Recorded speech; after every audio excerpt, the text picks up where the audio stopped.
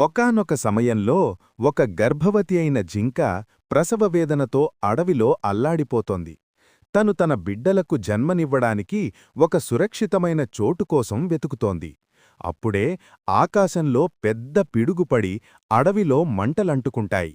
గాలి వేగంగా వీయడంతో ఆ మంటలు జింకవైపు వేగంగా వ్యాపిస్తున్నాయి. ఆ జింక భయంతో చుట్టూ చూసింది. దానికి ఎదురైన దృశ్యం గుండె ఆగిపోయేలా ఉంది. దాని ఎడమవైపున ఒక వేటగాడు బాణంతో గురిపెట్టి ఉన్నాడు. దాని కుడివైపున ఒక ఆకలితో ఉన్న పులి దానిమీద దాడి చేయడానికి సిద్ధంగా ఉంది. దాని వెనుక అడవి మంటలు చుట్టుముట్టాయి. దాని ముందు లోతైన మొసళ్ళు ఉన్న నది ఉంది. తప్పించుకోవడానికి ఏ ఒక్క దారి లేదు. చావు అన్ని వైపుల నుండి కనిపిస్తోంది. ఈ పరిస్థితుల్లో ఎవరైనా భయంతో కేకలు వేస్తారు లేదా ప్రాణాల కోసం పరుగులు తీస్తారు. కాని ఆ జింక ఆలోచించింది, నేనెలాగో చనిపోయేలా ఉన్నాను, కనీసం ఈ చివరి క్షణాల్లోనైనా ప్రశాంతంగా ఉండకూడదా అని.